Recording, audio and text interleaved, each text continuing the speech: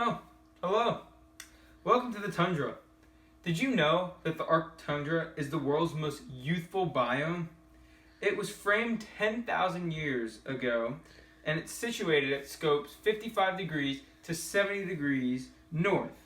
Now, the tundra is a treeless area, and the tundra has a layer of frost known as permafrost, and permafrost is a permanent layer of soil underneath the top layer of soil that's completely frozen due to the cold, harsh weather that's situated in the tundra. It covers 20% of the Earth's surface, and it is normally exceptionally cool, but the area is really quite stark. Now, all tundras are situated in the northern hemisphere, but tundras are also located in Antarctica and even the southern hemisphere, but they're not as common. The ground is constantly filled with snow and ice, and conditions are not too good for humans to survive in the tundra, with temperatures ranging from about negative 100 degrees Fahrenheit to about 30 degrees Fahrenheit, with the most common temperature of negative 70 degrees Fahrenheit. The tundra is also known as the alpine forest or the frozen prairie.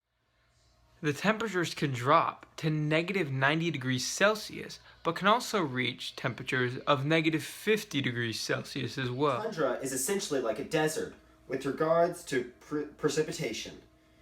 Just around 6 to 10 inches of precipitation, generally snow, fall every year. Underneath the dirt is the tundra's permafrost. At all times, it is a solidified layer of earth. Amid the short summers, the top layer of soil may defrost sufficiently so that some plants, such as lichen, may develop, and this will repeat the process. Since plants cannot sink into the ground, water from liquefying permafrost and snow waters the plants and allows them to grow. From the Finnish word tundra, which implies a fruitless area. The ground is for all time solidified 10 inches to 3 feet down, with the goal that trees cannot develop there. The exposed and now again rough ground can just bolster low developing plants like greeneries, heaths, and lichen.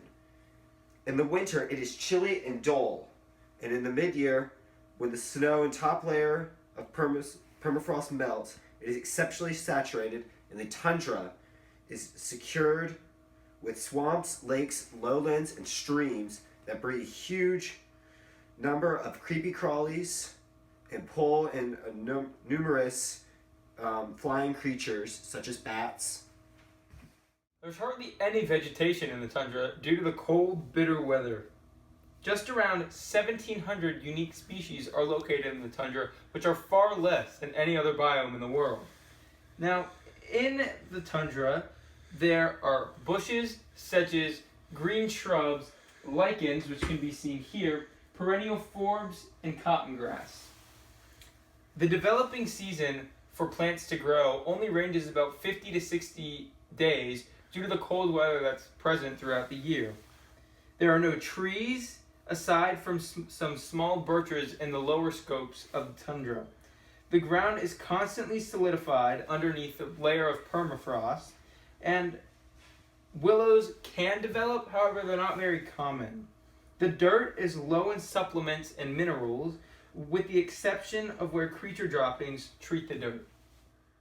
Contamination from digging and penetrating for oil has dirtied the air, lakes, and waterways. The area around some nickel mines in Russia has turned out to be polluted to the point that plants cannot grow.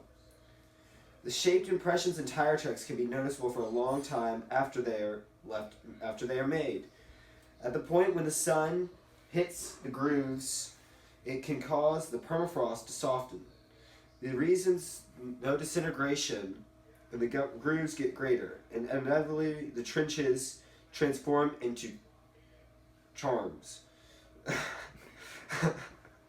Tracks made from World War II have developed substantially that some are creating lakes. There's also significant oil production in the tundra, as seen in all these slides, which can and has polluted the environment significantly. Now, the most common seasons in the tundra are winter, which can be seen here, and summer.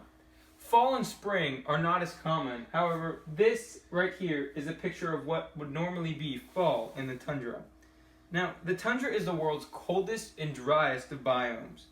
The normal yearly temperature is negative 18 degrees Fahrenheit. Evenings can go for a really long time, as the sun normally doesn't set in the winter or the summer the days are about 12 to 15 hours long.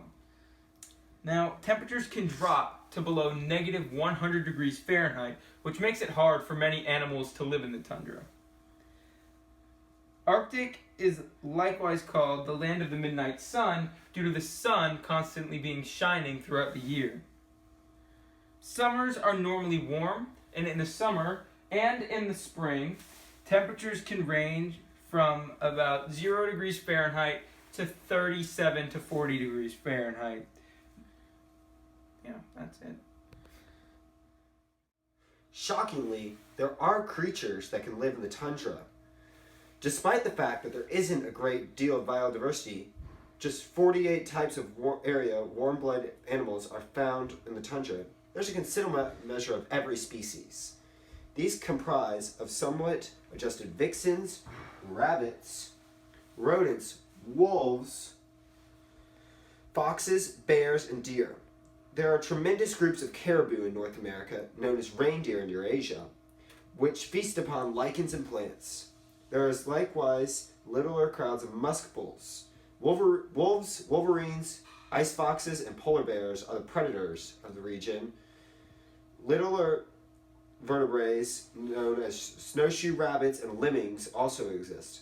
There are not a wide range of types of bugs in the tundra, yet dark flies, deers, mosquitoes, and no-see-ums exist all year round. Mosquitoes can keep themselves from replacing so fast by solidifying in the water in their bodies with a substance called glycerol. It works like a radiator, so that way they can stay warm all year round. The damp tundra is an extraordinary spot for transient feathered creatures like the harlequin duck, sandpipers, and plovers. The tundra is not just any chilly and feudal no man's land. It is an exceptionally delicate environment, and the plants and animals that have made their home in the tundra have had to make extremely incredible adjustments in order to thrive in the harsh winters and inexhaustible snow. They live on a tricky edge, but these organisms continue to thrive